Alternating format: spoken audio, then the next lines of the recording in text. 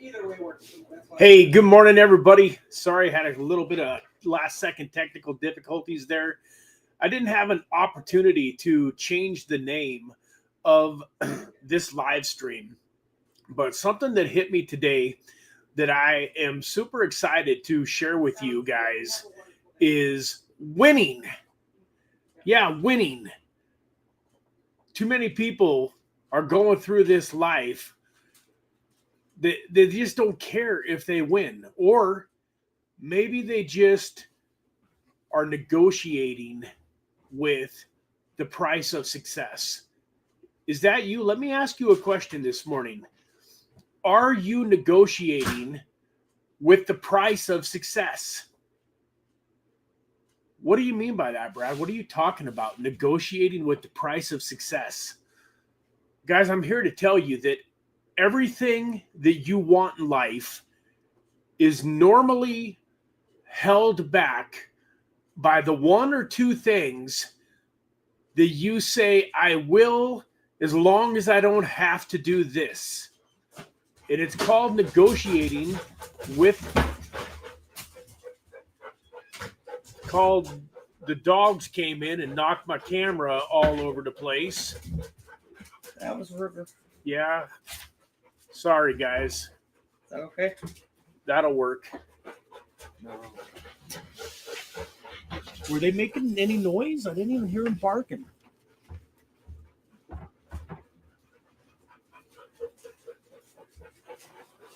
Sorry, guys. Nothing like 5 dogs running in and knocking your camera all over the place to ruin a good thought. Where was I?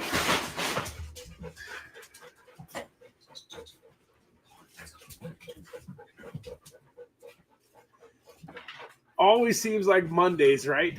The philosophical day, the day where I'm really trying to, make a somewhat serious point, and is when I get interrupted the most and have sometimes the most challenges, get the most discombobulated.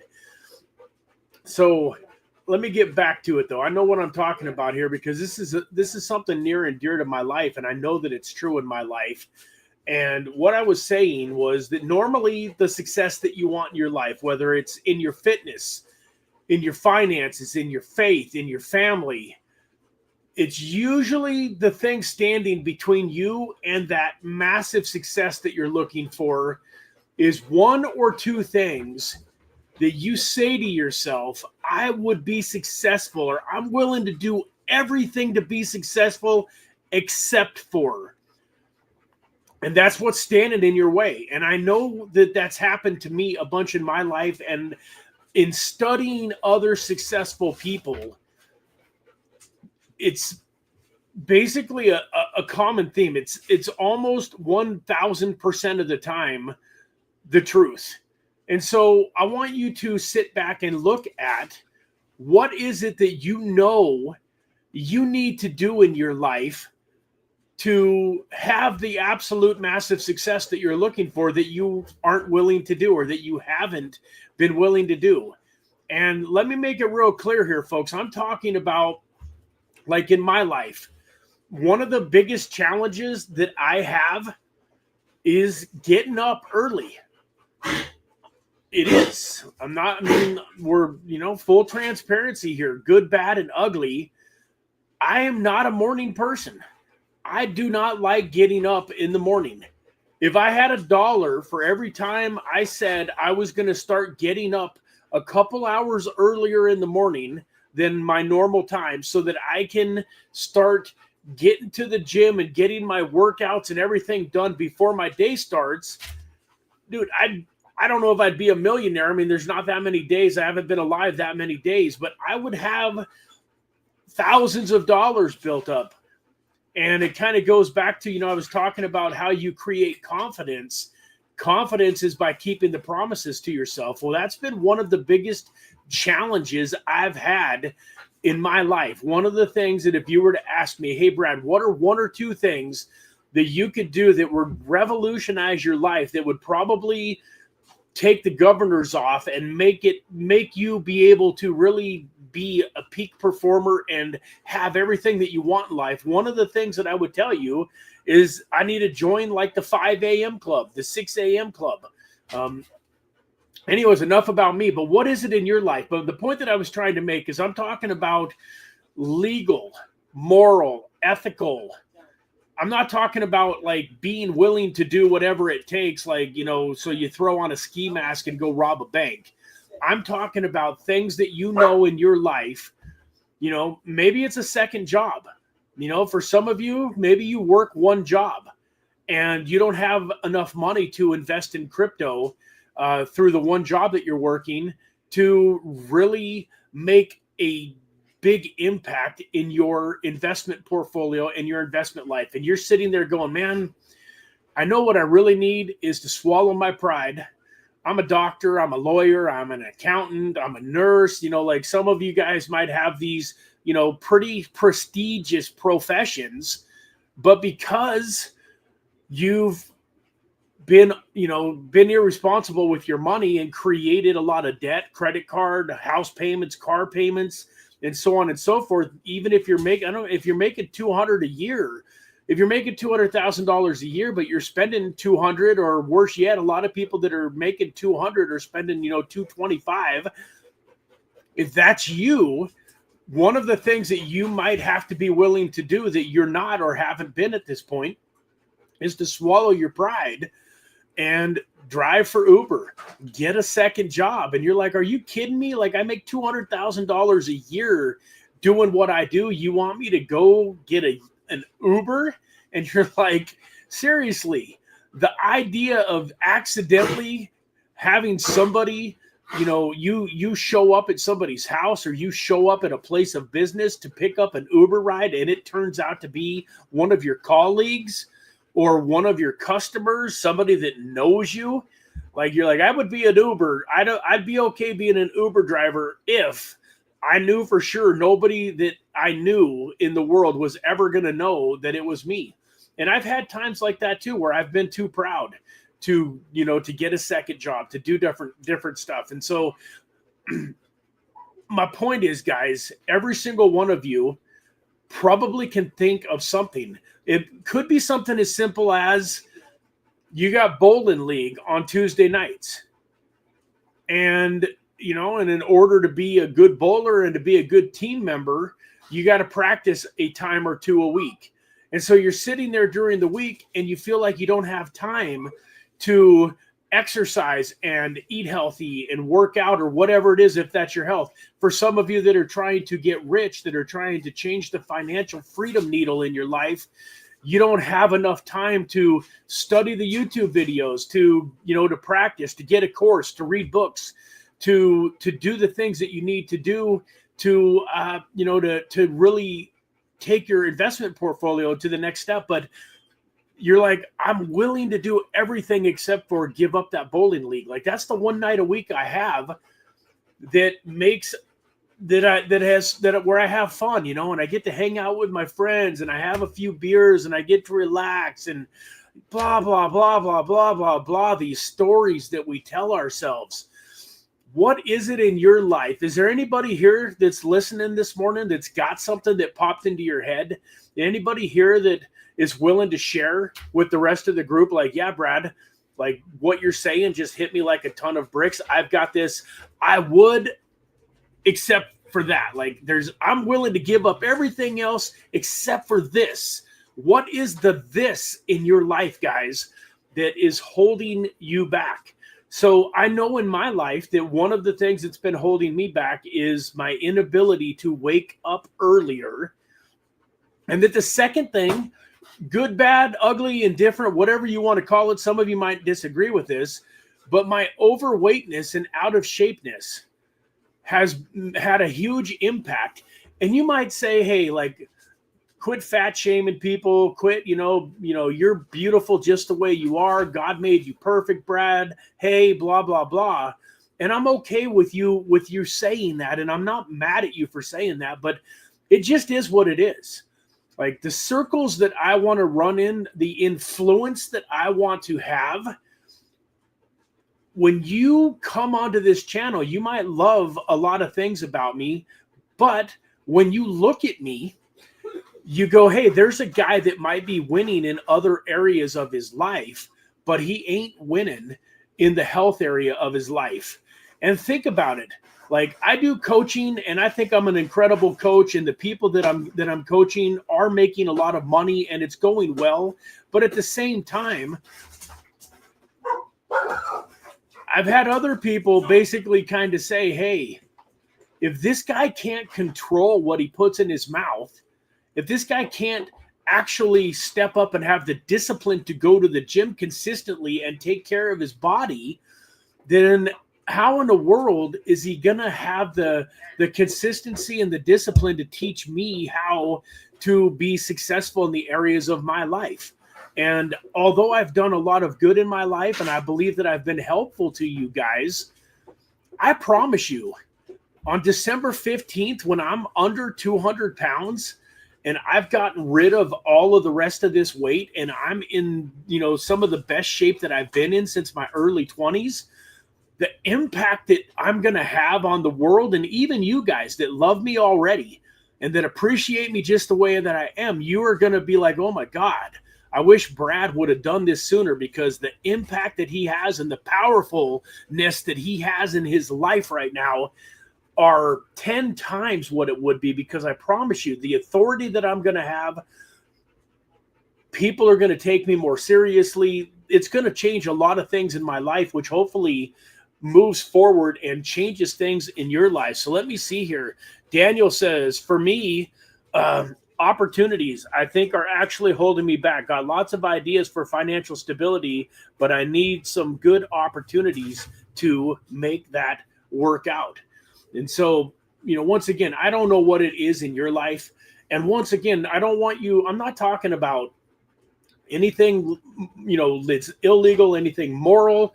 I'm not saying, hey, give up time with your spouse and your kids to go make money. That's not the kind of things that I'm talking about. But in general, I think all of you will kind of understand that there's probably something during this conversation that we've had where you can think of something in your life where maybe you've said, hey, I would love to be successful if. And all I'm telling you is, as simple as it sounds, all you got to do is get rid of the if. I'm going to tell a couple of quick stories that I think are fun, but one of them is, at one point in time, I was knocking doors and setting solar appointments. And, so I would knock on a door. When a person would open up, I would start a conversation with them, find out if they were the homeowner. And if they were the homeowner, then I would go into my little spiel and I would try to set an appointment and get their electric bill so that we could put together a cost analysis and show them how much money putting solar on their roof would save them. And I was just setting appointments. When I would set an appointment, somebody else would come back to the house later in the day. But when I first started doing this, my first couple of days were miserable. And this is why. I would go knock on a door, then I'd knock on another door, then I'd knock on another door. And then after like 2 or 3, like people not being home, somebody being slightly unfriendly, or just, not having any success, I would walk out onto the street. And while I'd stand there on the curb and I would argue with myself for like 10 or 15 minutes about quitting. I'd be like, dude, this sucks. This is no fun. You're not setting any appointments. Like, let's just quit. Like, let's quit. And then the winner in me would say, hey, man, it's just it's a numbers game, Brad. It's the law of averages. If you continue to go knock on these doors with this big, pretty smile of yours, and you're positive and you're uplifting, and you know that solar is amazing, so for those of you that don't have solar on your houses, I'm not going to sell any, but I'm a huge believer in solar in most situations. I think it's incredible, and you would be very, very happy that you got it. But my point is I would argue with myself for 10 or 15 minutes, and guess what? The winner in me would always win. So now I go knock on 4 or 5 or 10 more doors, but guess what? No appointments. And then I'd go stand out on the curb and I would argue with myself for 15 or 20 minutes. Let's quit. And I literally, for the first couple of days, I set one appointment, I think it was, because the whole day long I was arguing with myself about whether or not I was going to keep knocking on doors. And half the day I was quitting, and half the day I was talking myself into not quitting. I finally realized the craziness of this about towards the end of the second day. I was like, are you kidding me, Varnell? This is ridiculous. Like, you've had this conversation with yourself 10 times now today.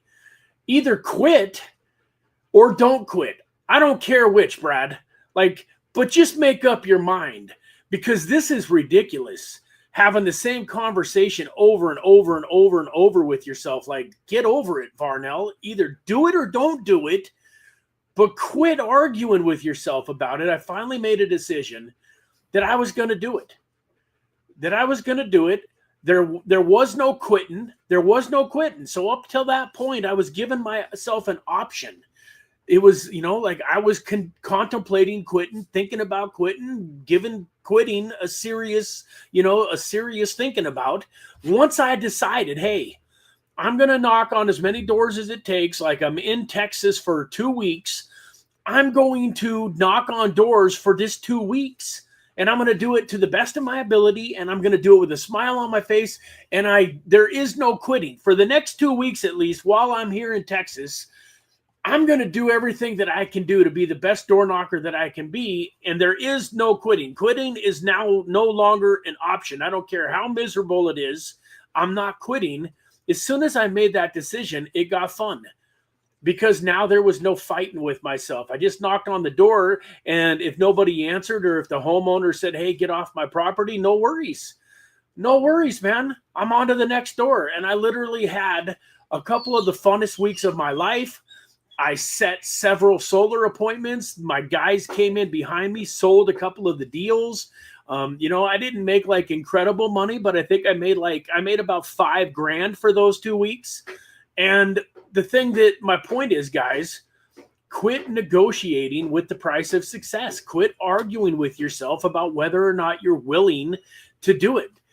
Like, even in my case, I'm talking to me today, guys. I know I always say this, but sometimes I don't know if you believe me. Most of the time, when I'm talking to you about something, a lot of times it's really because I'm talking about me. Like, while I'm telling you this story, I'm thinking to myself how ridiculous it is for me to argue with myself multiple times a week about whether or not I'm going to get up early. So, like, literally, I'm telling myself right now, like,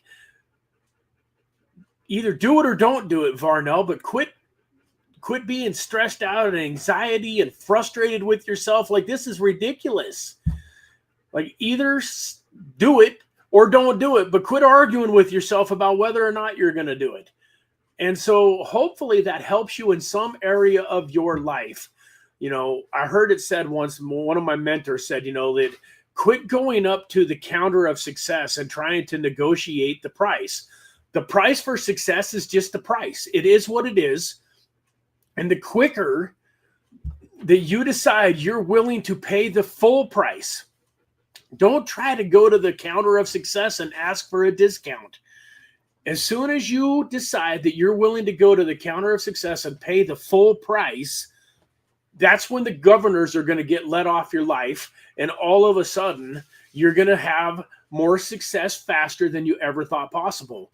In the book Think and Grow Rich by Napoleon Hill, one of the best books in the history of mankind, one of the most read self-help, positive thinking, how to have success in your life. If you haven't read Think and Grow Rich by Napoleon Hill, I recommend it. One of the things that he talks about is that when you start putting these principles and adding these things into your life, that you're going to come to a point in your life where all of a sudden the grind, and it feels like the gears are screeching together, and you're wondering where the WD-40 is, where you need to pour a quart of oil on these gears. Everything seems hard.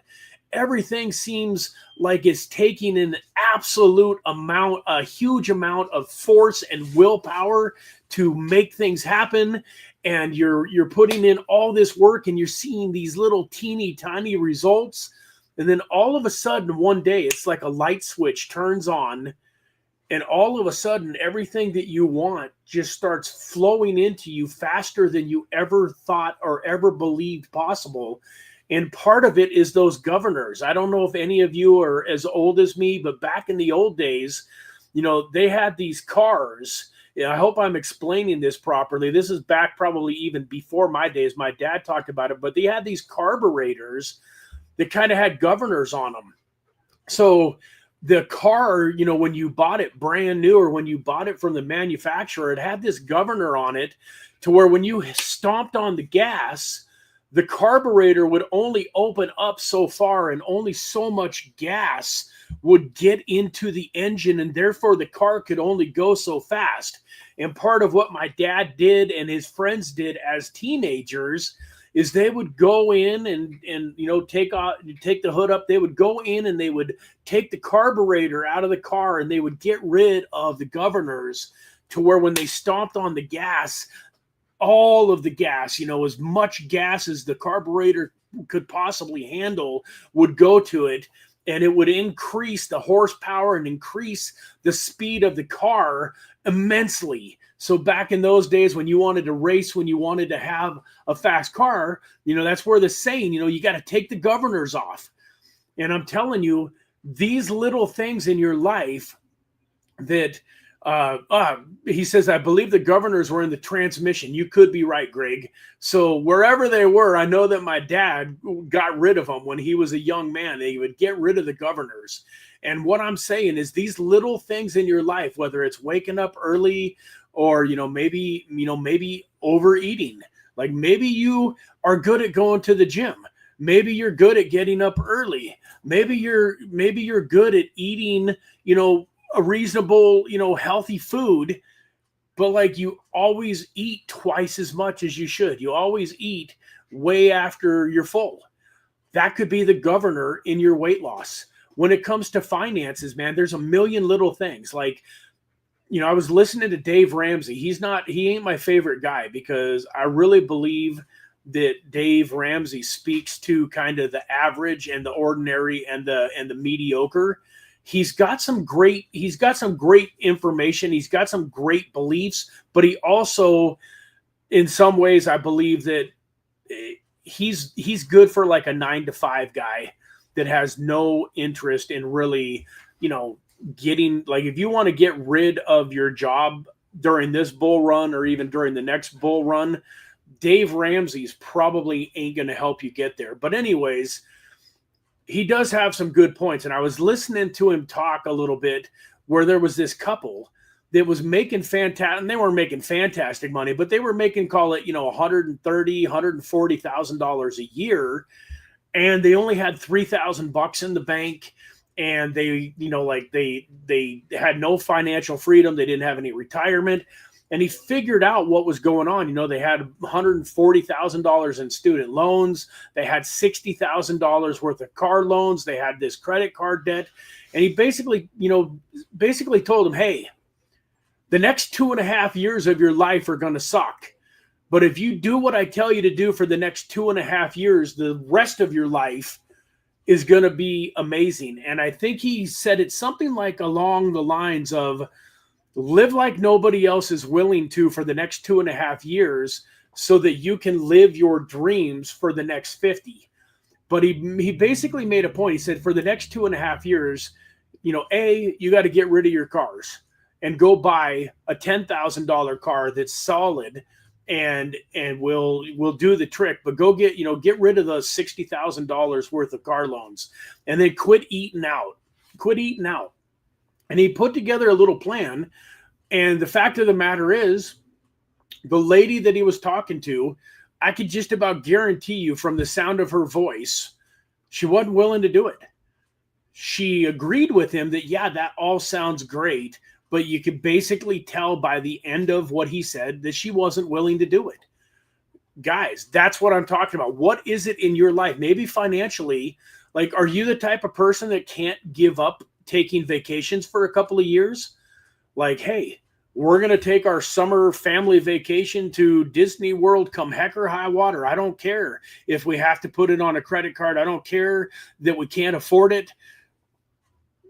There's something in your lives, guys, that you know you need to do or that you should do, but you're just not willing to do it. Like I say, for some people, it could just be the fear of what other people is thinking. Like, you know, you should go get a side hustle, or maybe you should get a second job, or just even like maybe it's uncomfortable. You've got, you know, people that you go out to dinner with. And so can you imagine this conversation where you tell some of your good friends, hey guys, we're not going to be able to go out to dinner on Thursday nights anymore. And they're like, why not?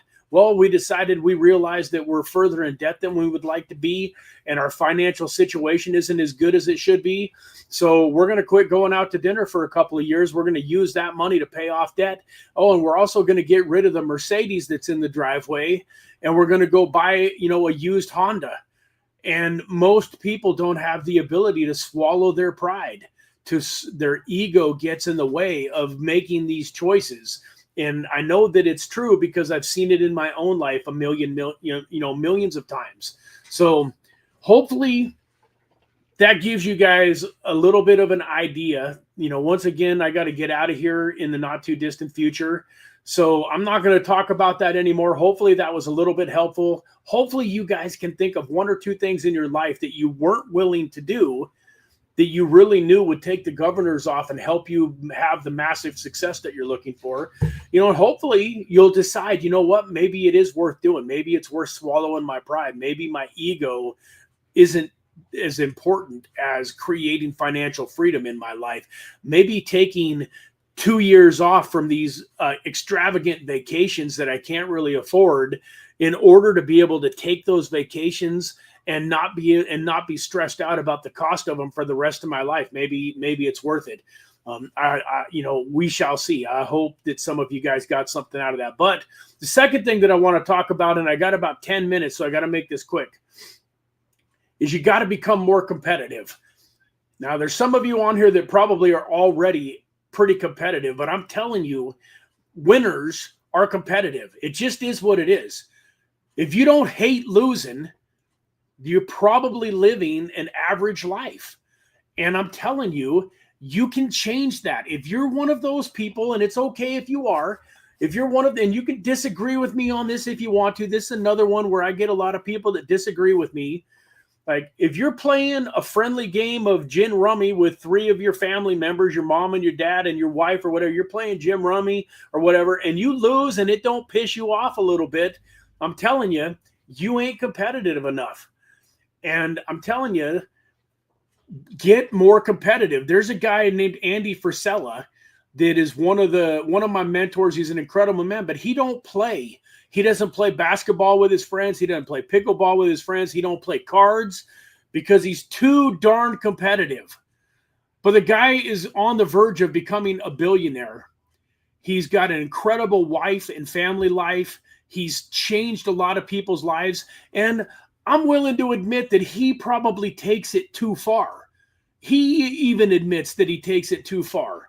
Like, I am mad when I lose, but I'm also a pretty good sport and I can handle it. But my point is, if you're one of those people that's just like, I don't really care. You know, like the other day we're playing this game Estimation in Sun Lakes with my family on my family reunion. And it comes down to my mom is ahead of me by about 15 points. And you can score roughly anywhere from 10 to about 12 points in a hand. And we're down to the last 3 hands. So I know that she's got to go set. And I'm not going to try to explain all the rules, but she's got to go set twice out of the last 3 hands. And I have to hit my bid all 3 hands. The odds of that happening are slim, but I ain't giving up. Like, some people with 3 hands left down by 2 bids, they check out. Like, they get their cards and they don't even care. Like, I am still like looking at my cards and I'm thinking, okay, she bid 1. If I bid 1 and then I give her the other one, boom, boom, boom. Like, and guys, it's amazing how many times I come back and win in life when it looks like I can't. So long story short, she goes set the next hand. I make my bid and I'm ahead or she's only ahead by 5. She goes set the next hand. I make my bid, and going into the last hand, I am ahead by 5. And long story short, on the last hand, she bids 0, and I bid 0, and somebody else bids 1. So as long as we, even if we both hit our bids, I'm going to win the game. And she comes out of nowhere and plays a heart, and I had the ace of hearts in my hand. But but long story short, when she played the low heart, I still wasn't too worried about it, because I figured the person that bid 1 probably had a trump. And when you have a trump, the deuce of trump beats the ace of hearts. So I wasn't that worried about it. So it comes around to me, I'm like, man, that was unlucky that you had a heart, but it doesn't matter. I apologize. I had the queen of hearts. I played the queen of hearts. And then the next person who bid 1 that I thought had a trump didn't have a trump.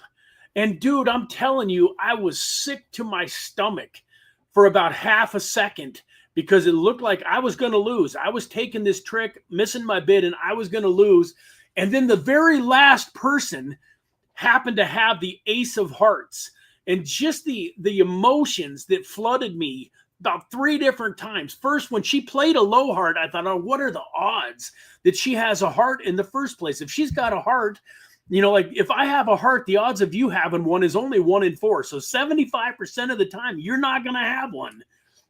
So that made me sick in the first place. If she'd have played anything but a heart, I win. Now she plays the heart, and I play my queen, but I still think the person behind me's got me covered, probably going to have a trump. They don't have a trump, so I get sick again, and I lost the game. Like, the only way I win the game is if the last person to have a card has the ace or the king of hearts, and boom, they have the ace. So I'm back to, on top of the world. But I'm telling you, competitiveness is important, guys. It's massive. And so if you're not competitive, I want you to work on being more competitive, even if it's a little bit at a time. And don't let anybody tell you that you're wrong. George Steinbrenner was famously quoted one time saying that winning isn't everything, but it ranks right up there with oxygen.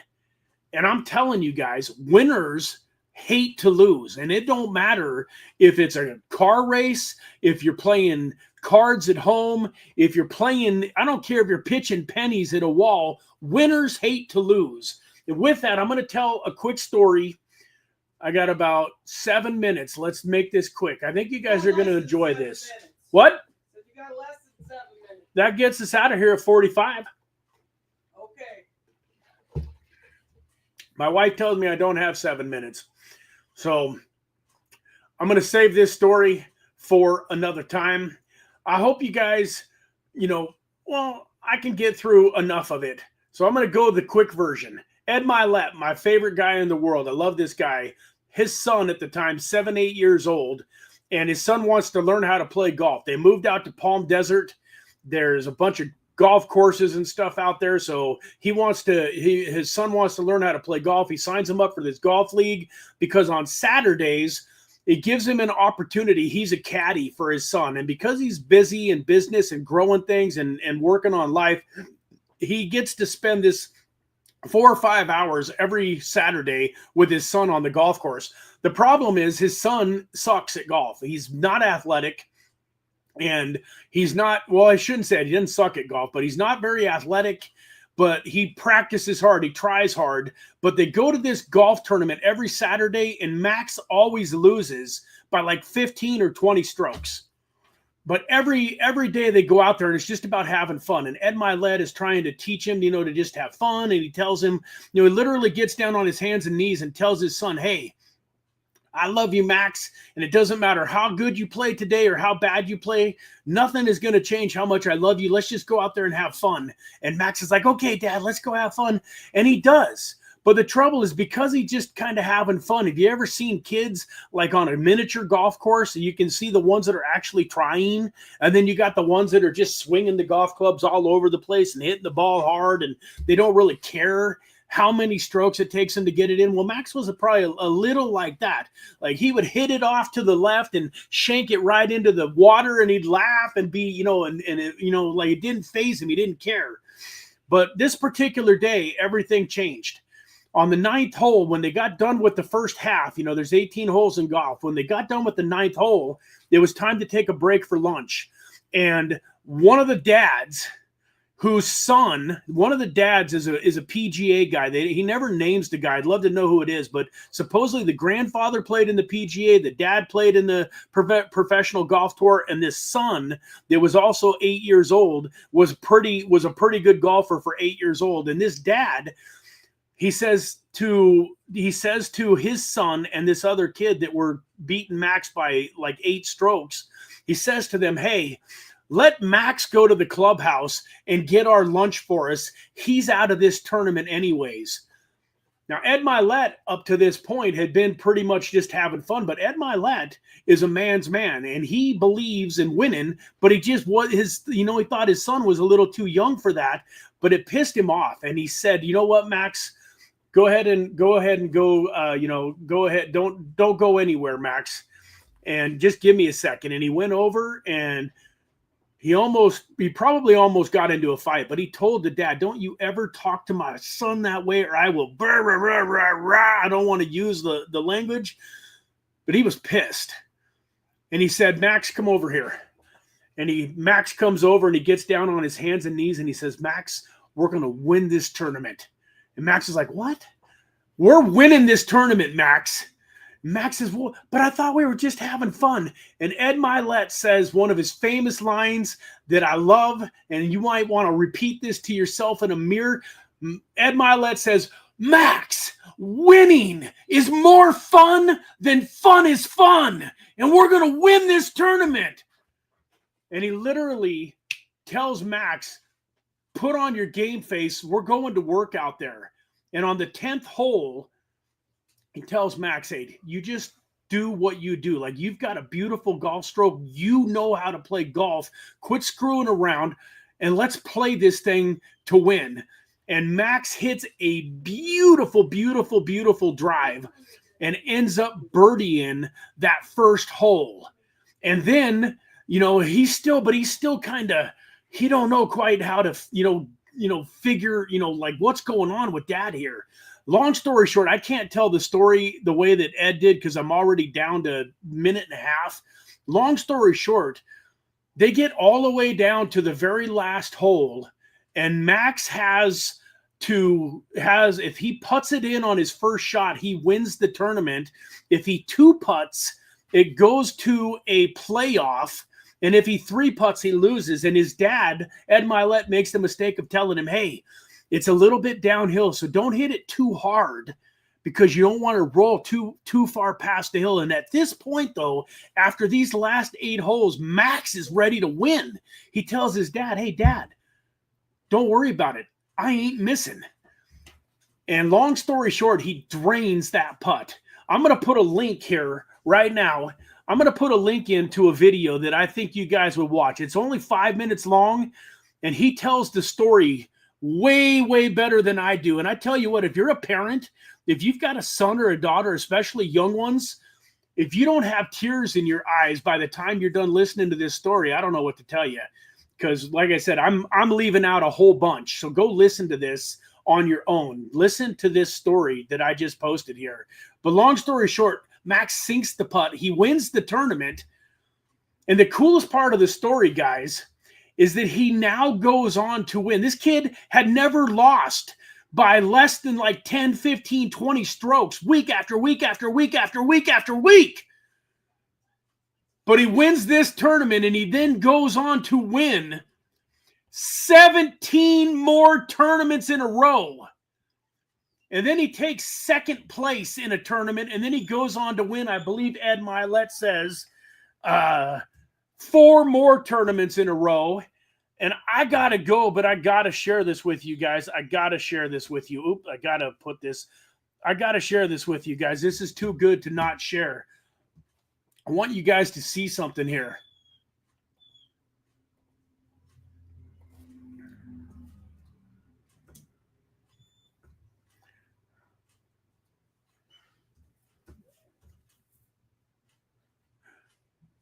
Oh, come on. Oh, here we go. Is this it? So look at this. This is him all grown up, man. And he's now playing. His dream of becoming a professional golfer is coming true. And he's sponsored by a golf club, Avogado golf clubs. And he's living his dream. And I got to go. I love you guys. Have a fantastic day. We'll see you again tomorrow morning.